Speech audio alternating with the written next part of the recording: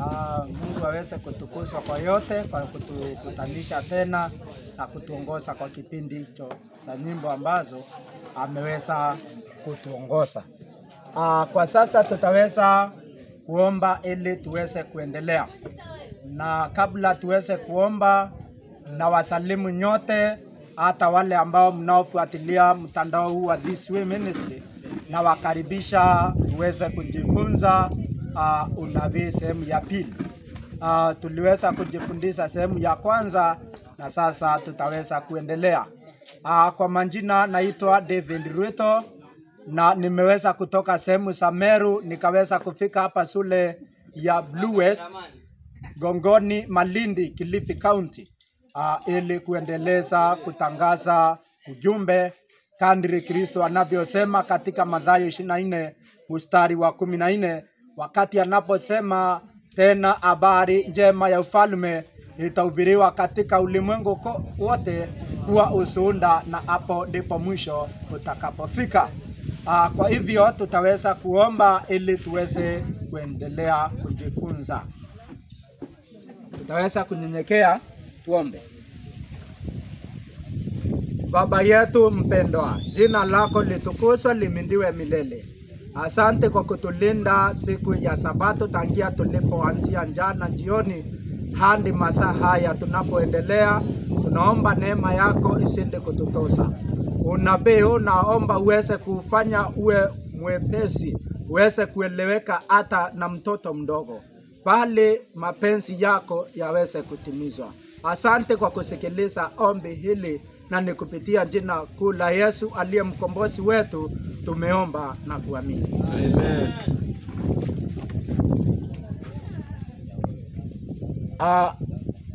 Tuliweza kujifundisha asubuhi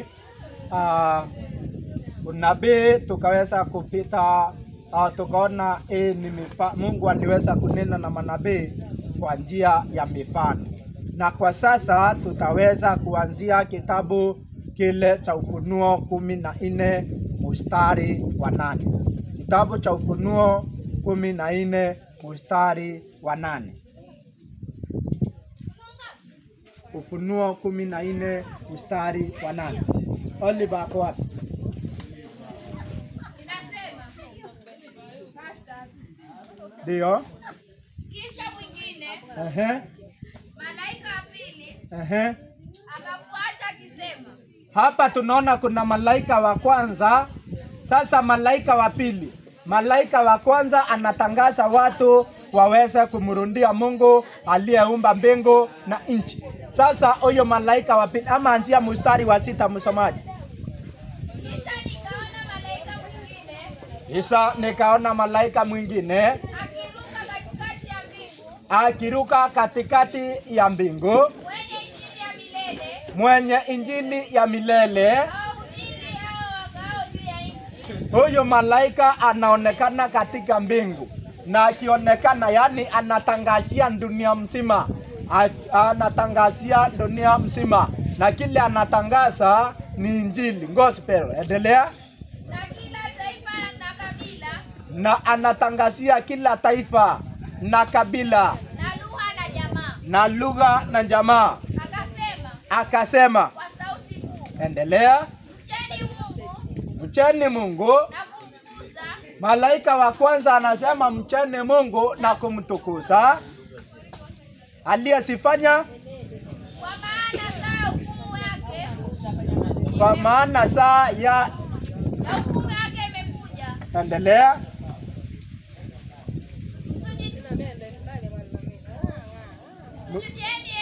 Msijundieni yeye aliyesifanya mbingu na nchi, mbingu na nchi na semisemi ya bahari.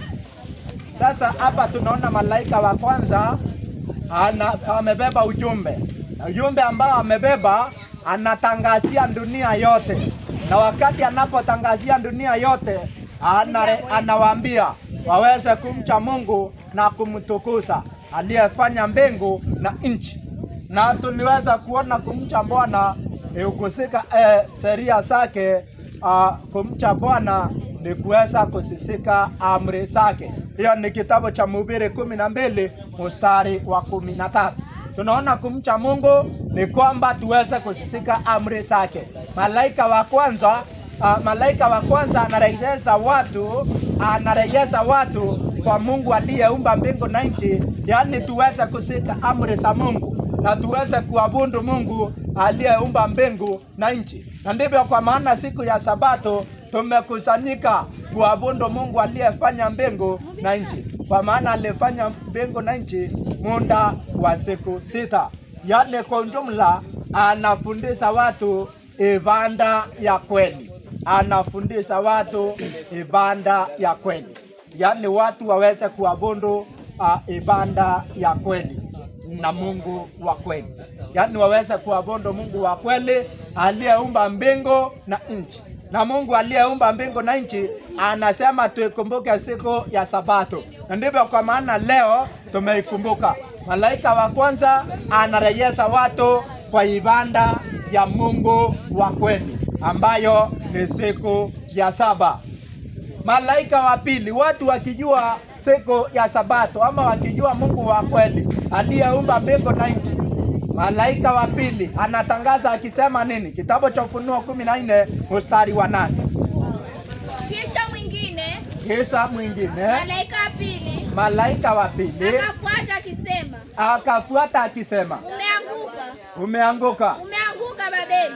Huyo malaika wa pili, wakati watu wamejua Mungu wa kweli ambaye anaabudiwa siku ya saba, wakati aliumba mbingu na nchi akapumzika siku ya saba, Mungu wa kweli, malaika wa kwanza akijulisha watu Mungu wa kweli na kuabudu Mungu wa kweli aliyeumba mbingu na nchi. Yani kurejesha watu kwa amri za Mungu, waweze kumtii Mungu kwa njia ya kumcha kwa kusisika amri zake ama sheria zake. Malaika wa kwanza, malaika wa pili anatangazia Babeli imeanguka. Babeli imeanguka. Kwa maana asubuhi tuliweza kuangalia tukaona Babeli mkuu, mwanamke ambaye amekalia mnyama. Ni mwanamke aliyekalia mnyama. Malaika wa tatu naye anatangaza yule atakubali wekwa alama ya huyo mnyama na sanamu na sujundia sanamu yake ama kusujundia huyo mnyama ataadhibiwa. Huyo ni malaika wa tatu. Sasa tuko katika malaika wa pili. Rundia mstari wa 8, Ufunuo 14 mstari wa 8. Kisha mwingine malaika wa pili. Kisha malaika mwingine wa pili akafuata akisema Umeanguka Babeli, mji umeanguka Babeli, mji ulio mkubwa. Mji ulio mkubwa. Ni mji ulio mkubwa ambao umeteka dunia nzima. Mji umeteka dunia nzima na mji tunaangalia. Naweza kuona kuna kikombe kilichojawa na machukizo ya nchi na machafu ya userati wake. Hayo ndiyo tunaenda kuangalia saa hii. Hayo yako katika kikombe hicho. Ngiomba uweze kuenda kitabu cha Ufunuo 17 aya ya 3 hadi aya ya 5. Inasema, ndio, kisha ule malaika akanichukua katika roho akanipeleka jangwani. Ufunuo 17 mstari wa 3. Ndio. Inasema, kisha yule malaika akanichukua katika roho akanipeleka jangwani. Na huyo mwingine asome kwa hiyo.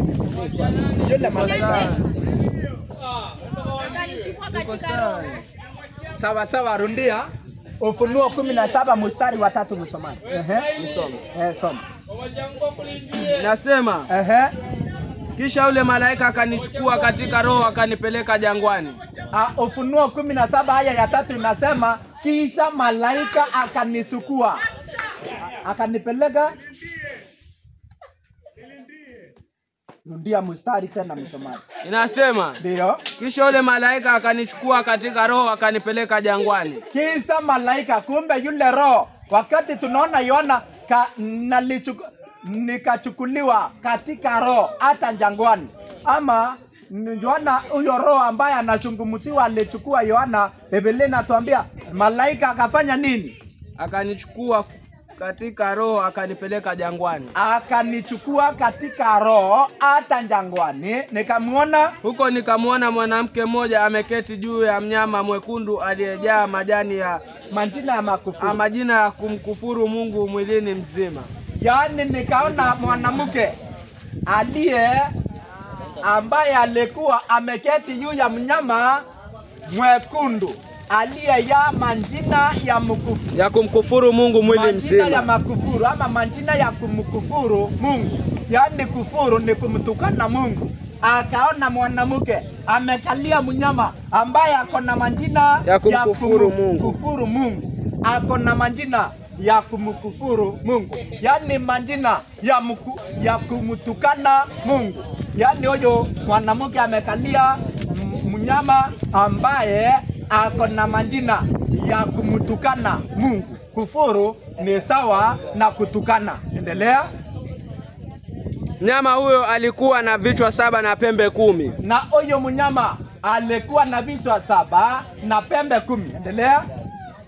Huyo mwanamke alikuwa amevaa mavazi ya rangi ya zambarau na nyekundu. Alikuwa amevaa mavazi ya zambarau akimetameta na mekundu. Mavazi ya zambarau na mekundu. Endelea. Akimetameta kwa dhahabu. Na alikuwa akimeremeta kwa dhahabu ama alikuwa amejipamba kwa lulu.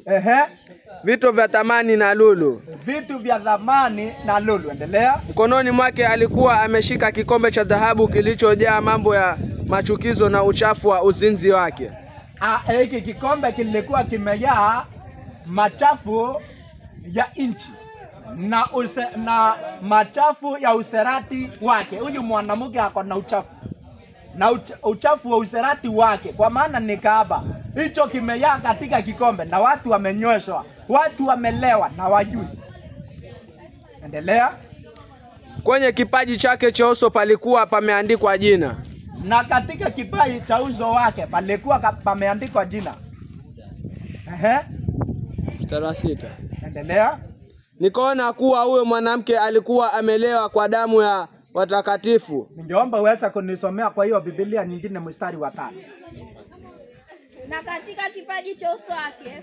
Na katika kipaji cha uso wake alikuwa na jina limeandikwa la siri. Alikuwa na jina limeandikwa la siri. Mystery. Babeli mkuu, mama wa makahaba na Babylon the Great. Yaani Babeli mkuu na mama wa makahaba na machukizo ya nchi. Sawa, barikiwa. Sasa tukitafuta mama wa makahaba ni huyu. Tukitafuta machafu yako katika hiki kikombe. Na kwa sababu yako na kikombe kilichojaa machukizo na machafu ya userati wake, ameweza kunywesha watu na watu wameingiwa na wazimu. Kitabu cha Yeremia 51 mstari ni ule wa 7. Usikie huyu mwanamke. Na huyu ni mfano. Mwanamke katika unabii anawakilisha kanisa. Hiyo ni kitabu cha Waefeso 5 mstari wa 25 na mstari wa 31 32. Mwanamke anawakilisha kanisa. Kanisa limekalia serikali ama limekalia system ya kiserikali. Kwa maana Danieli 7 mstari wa 17 inasema, na wanyama wakubwa wale walio 4 ni wafalme 4 watakao inuka ulimwenguni. Danieli 7:23 na nukuu hiyo. Yeremia 51 mstari wa 7. Na nukuu kitabu cha Danieli 7:23 inasema kwamba na yule mnyama wa 4 atakuwa ni ufalme wa 4 juu ya dunia.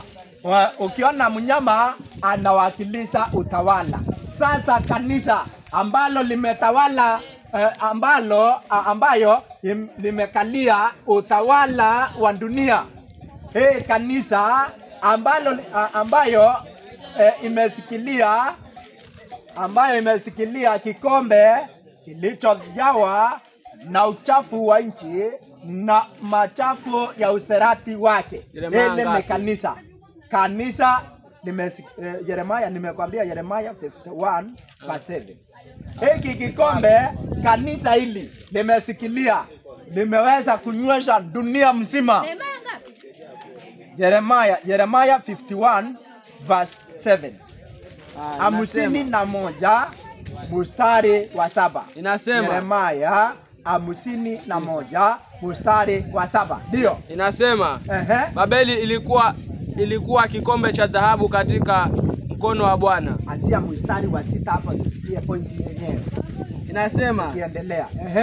Kimbieni kutoka Babeli. Kitu cha kwanza kile ambacho tunasauriwa mchana huu katika neno la Mungu, tunaambiwa kimbieni kutoka wapi? Babeli. Babeli. Kwa maana ukiendelea kukaa Babeli, utakunywa mvinyo wa usherati wake, na ukianza kunywa utaweza kulewa, utaweza kuingiwa na wasimu. Na hii pombe usidhani ni ile watu wanaenda pale kwa mbaa. Usidhani ni mbaa hiyo. Ni mbaa ya kufundisha, ni ulevi wa kufundishwa maneno ya uongo na kuyasika. Endelea na mstari msomaji. Okoeni maisha yenu. Unaambiwa okoeni maisha yenu. Msiangamizwe kwa sababu ya dhambi zake. Msiangamizwe kwa sababu ya dhambi za huyu mwanamke, ama kwa sababu ya kanisa hili limekalia utawala wa dunia, na kanisa hili linaitanishwa na utawala wa dunia. Utawala huu ni utawala wa Kirumi, inaitwa utawala unaitwa Roman. Alafu kanisa ambalo limekalia huo utawala linaitwa Catholic Church. Roman ni huo utawala ambao umesikilia hiyo kanisa. Yaani kiongozi ndio anatawala serikali ya Roma, na pia anatawala kanisa kama bishop ama priest. Unakuta ndivyo, kwa maana unaona mwanamke kwa unabii anawakilisha kanisa. Na hili kanisa limekalia mnyama. Mnyama ni nini? Danieli 7:23 ikasema, na yule mnyama wa 4 atakuwa ni ufalme wa 4 juu ya dunia. Sasa tafsiri ya mnyama ni serikali ama utawala ambao kanisa imekalia. Utakuta kanisa ndio inaongoza serikali na kiongozi ndio huyu. Na sasa kanisa hili ambalo linaitanishwa na utawala wa nchi, kwa maana inaitwa Roman hiyo ni utawala huo. Alafu kanisa hiyo inaitwa Catholic Church, yani Rumi ya kidini kupupu. Na kanisa hili limesikilia kikombe, na hiki kikombe ambacho kimesikiliwa, watu wamepewa na wamekunywa na wameingiwa na wasimu. Na kile tumesikia kiko hapa ndani ni machukizo ya inchi. Machukizo. Sasa swali, machukizo ambayo yako ndani ya hiki kikombe, watu wamepewa hayo machukizo, wamekunywa, ama malisia andiko kabla sijaendelea sana msomaji. Ni wakati wa kisasi cha Bwana. Ni wakati wa kisasi cha Bwana. Atamlipa kile anachostahili. Endelea. Babeli ilikuwa kikombe cha dhahabu katika mkono wa Bwana. Endelea. Aliufanya ulimwengu wote ulewe. Yani aliofanya huyu Babeli, amefanya ulimwengu wote ufanye nini? Ulewe. Yani sio Kenya tu. Huyu mwanamke kama hiki kikombe, huyu mwanamke amesikilia, kimeweza kufanya dunia mzima iweze kulewa. Sasa watu watasema, sasa hata sisi tumelewa, kwa maana tunasikia kikombe hiki kimeweza kuleweza dunia. Kenya iko katika dunia kweli? Yani kumaanisha dunia mzima imeweza kulewa na mvinyo wa usherati wa huyu mwanamke. Na mwanamke tumesikia ni kanisa, na ile kanisa limekalia utawala wa dunia. Endelea na msomaji na mstari. Mataifa alikunywa mvinyo wake. Baridi.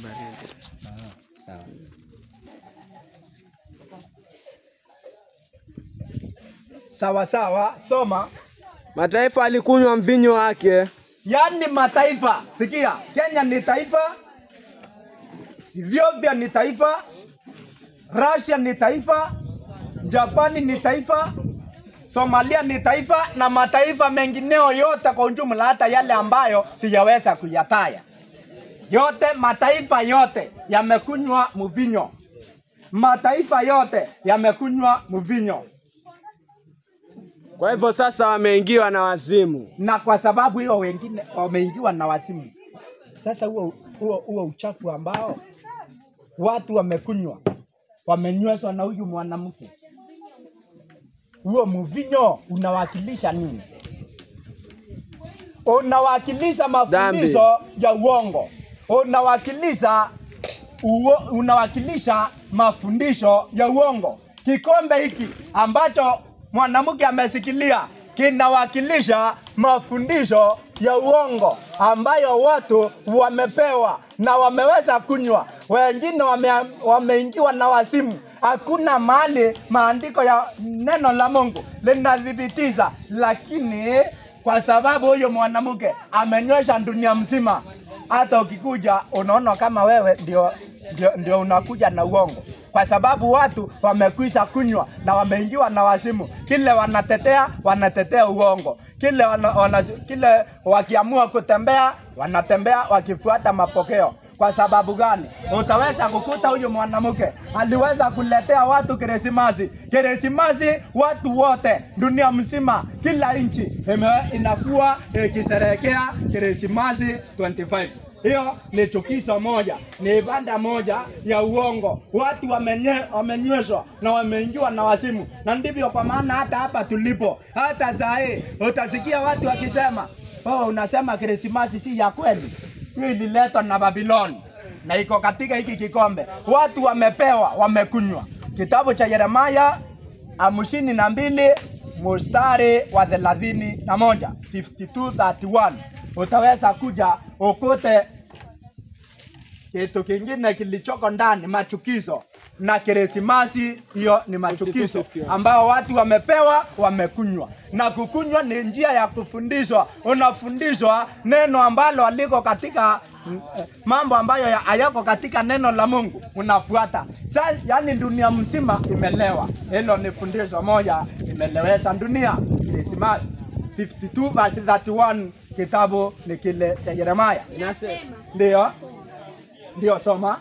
Hata ikawa katika mwaka wa 37 wa kuhamishwa kwake Yehoyakini mfalme wa Yuda. Endelea. Katika mwezi wa 12. Katika mwezi wa 12. Mwezi wa 12. Wewe uko nyuma hapo. Mwezi wa 12 unafuanga lini? Mwezi wa 12 siku gani? Siku ya 25 ya mwezi. Siku ya 25 ya mwezi. Hivyo Merodaki mfalme wa Babeli akafanya nini? Katika mwaka wa kwanza wa kumiliki kwake, akamuinua kichwa chake Yehoyakini mfalme wa Yuda. Akamtoa gerezani. Huyo ni mfalme wa Babeli. Akamtoa gerezani tarehe 25 Disemba. Akasema naye maneno mazuri. Akanena naye maneno mazuri. Akaweka kiti chake juu ya viti vya mfalme. Endelea. Waliokuwa pamoja naye huko Babeli. Naye akabadili mavazi yake ya gerezani. ya gereza. Akala chakula mbele yake daima. Hiyo ni 25, tarehe 25 Disemba. Tumeona ufalme wa Babeli. Katika tarehe hiyo aliweza kumfungua huyu anaitwa Yehoyakini, akamtoa katika gereza tarehe 25 Disemba. Sasa tarehe 25 hiyo ni ibada moja imelewesha dunia. Watu wameingiwa na wazimu, kwa maana hayo ni machukizo na kuna mengine. Sasa hii tarehe 25 nini inachoendelea? Kwa maana hiyo ni ibada moja ya Babeli iko katika kikombe. Watu wamepewa na wamekunywa na wameingiwa na wazimu. Hata ukiwaambia Krismasi tarehe 25, huo ni uongo. Hakuna mahali neno la Mungu linasapoti. Watu wameingiwa na wazimu. Nasema wewe unakuja ama una pesa ya kutumia. Hauna pesa ya kusherehekea Krismasi, unakuja kusema ni mbaya. Wengine wananidhania hivyo. Lakini Krismasi tarehe 25 Disemba ile watu wanasherehekea wakisema ni kuzaliwa kwa Yesu. ni banda ya Babeli, na iko katika hiki kikombe. Watu wamepewa, wamekunywa na wameingiwa na wazimu. Ndivyo kwa maana hata ukisikia ni uongo, unaweza sema najaribu kukataza watu wasisherehekee, wasisherehekee. Lakini hiyo ni banda ya Babeli, na umeambiwa kimbia kutoka Babeli uokoe moyo wako, au uokoe nafsi yako. Yeremia 7 mstari wa 18. Ni nini inayoendelea tarehe 25? Kwa maana hiyo ni chukizo moja, watu ambao wamelewa, na hata ninyi hapa tuko shuleni, wengine wanasherehekea Krismasi 25 wakidhani ni Yesu alizaliwa. Hatari sana. Hiyo ni banda moja iko kwa hiki kikombe, ni chukizo ambao watu wamekunywa na wamelewa. Twende Yeremia 7 mstari wa 17. Kitabu cha Yeremia 7 mstari wa 17. Inasema, nenda basi nikuone. Sawa? Je, huoni wanavyotenda katika miji ya Yuda? Huoni wanavyotenda katika miji ya Yuda? Na katika njia kuu za Yerusalemu? Na katika njia kuu za Yerusalemu? Watoto huokota kuni. Watoto huokota kuni. Hiyo ni tarehe 25 Disemba. Tunaambiwa watoto huokota kuni. Na baba zao huwasha moto. Na baba zao huwasha moto. Na wanawake hukanda unga. Na wanawake hukanda unga. Unakuta kila familia imekanda unga siku ya tarehe 25. Kila familia inakanda unga, wakisema ni kusherehekea kuzaliwa kwa Yesu. Uongo. Uongo, yani uongo mmoja, yani mafundisho ya uongo. Hiyo ni fundisho moja. Watu wamelewa kwa sababu ya mvinyo wa Babeli. Watu wakimbie. Ili kumfanyizia mikate malkia wa mbinguni. Ili kumfanyizia malkia wa mbinguni mikate. Huyo anayefanyisiwa mikate anaitwa malkia wa mbinguni. Hii kanisa limemheshimu sana. Linamuita Mariamu. Linamuita Maria, huyo mwanamke ambaye anakandiwa unga. Watu hawajui, wanasema ni Yesu anakandiwa hizo unga. Lakini ni Mungu mke.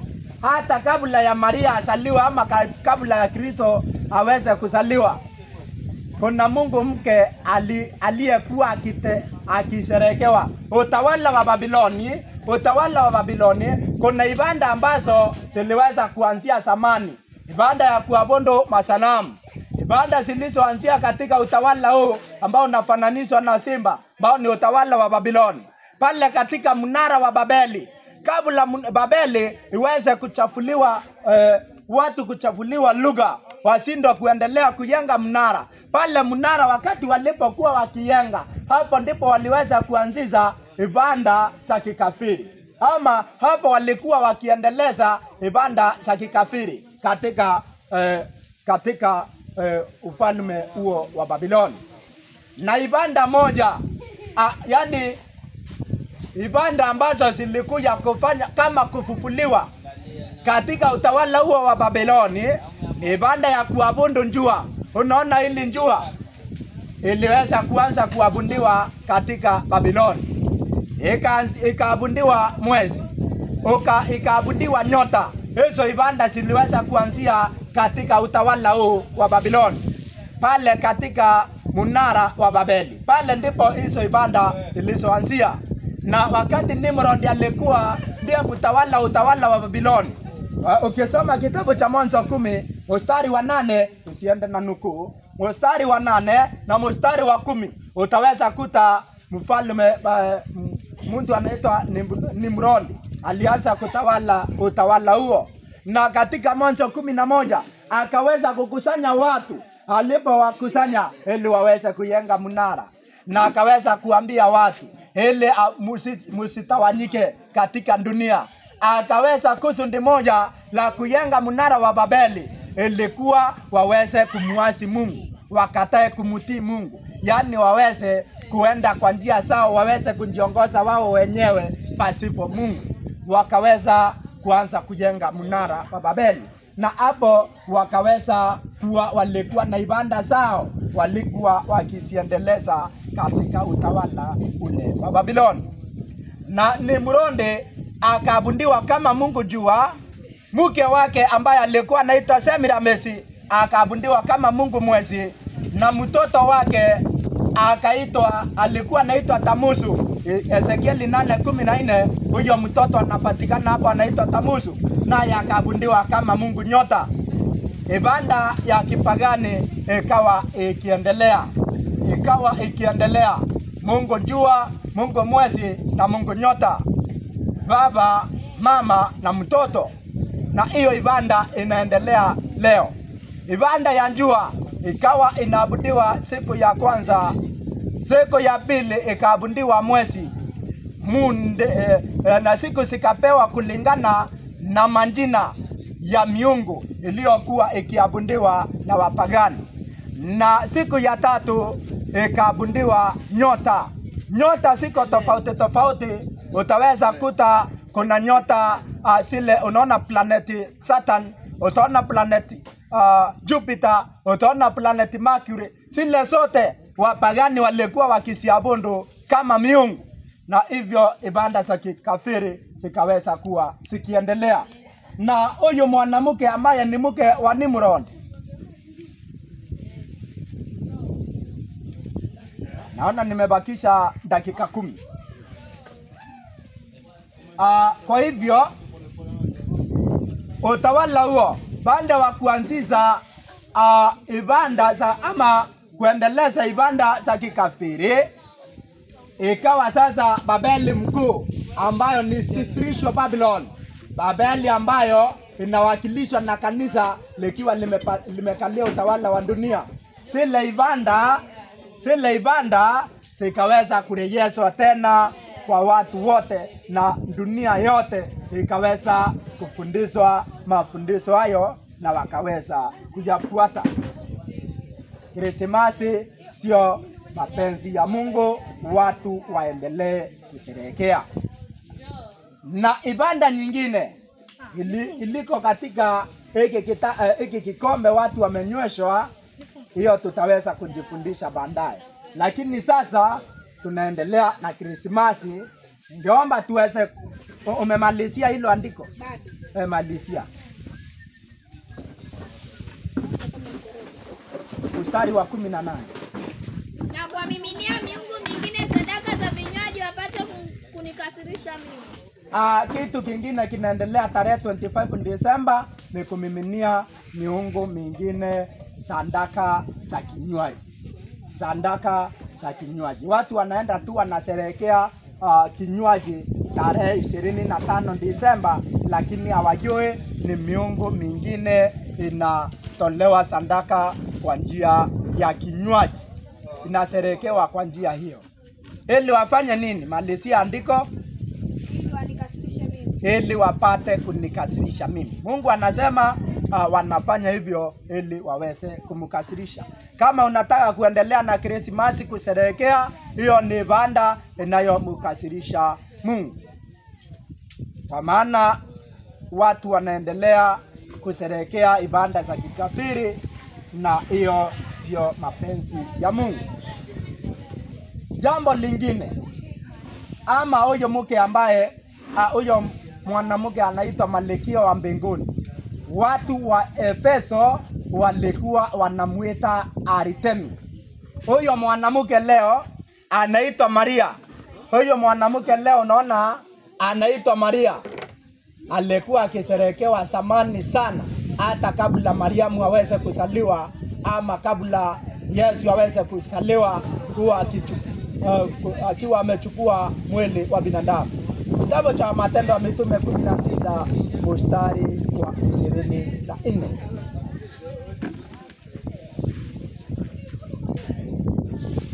Matendo ya Mitume, Acts of Apostles. Chukua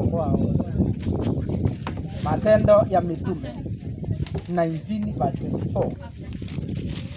Matendo ya Mitume utatoka Mathayo, Marko, Luka, Yohana, Matendo. Hiyo ndio vimefuatana. Ukifika kwa Mathayo utafika kwa Marko, utafika kwa Luka, utafika kwa Yohana, utafika kwa Matendo. Matendo 19 mstari wa 24 hadi 27. Inasema. Ndio. 19 verse 24 to 27. Inasema. Ndio. Kwa maana mtu mmoja jina lake Demetrio kwa fedha. Rundia tena. Kwa maana mtu mmoja jina lake Demetrio kwa fedha. Alikuwa akifanya biashara vya fedha vya Artemi. Alikuwa akifanya biashara vya dhahabu vya Artemi. Huyo mke. Alikuwa akiwapatia mafundi faida nyingi. Alikuwa akiwapatia mafundi faida nyingi. Akawakusanya hao pamoja na wengine wenye kazi ile ile. Akawakusanya wengine wenye kazi ile ile.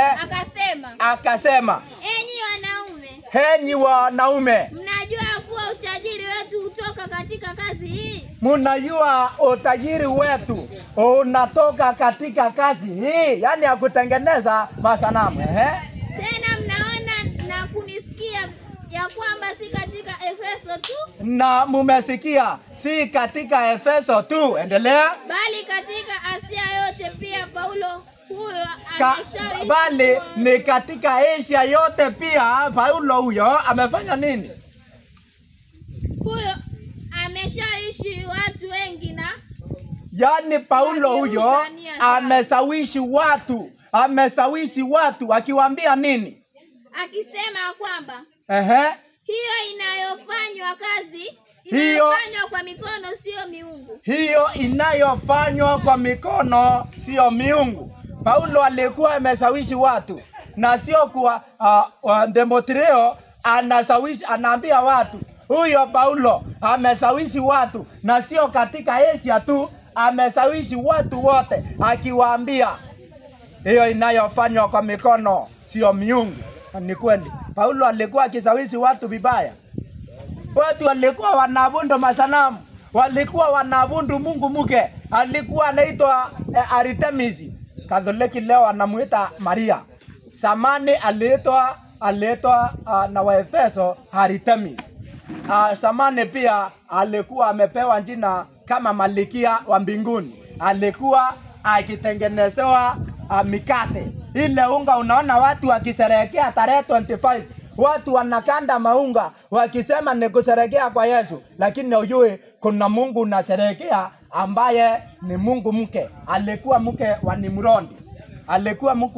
wa Nimrodi. Alikuwa anaitwa Semiramis, lakini utawala wa Babeli ukamheshimu sana na yule mwanamke akaabudiwa kama Mungu mwezi, yani Mungu mke. Na akawa anatolewa ibada ya kusherekewa, ibada ya mikate. Watu wanakanda unga tarehe 25 Desemba wakisema ni kusherekea kusaliwa kwa Yesu. Huo ni uongo. Hiyo ni ibada moja iko katika kikombe hiki dunia imepewa, imeweza kunywa, imelewa, wameingiwa na wasimu. Na kwa sababu hiyo kwa dakika hizo 3 zimebaki, tutaweza kuomba tuweze kukamilishia hapo. Hadi tutaweza kukutana kipindi kingine. Tuweze kunyenyekea, tuweze kuomba.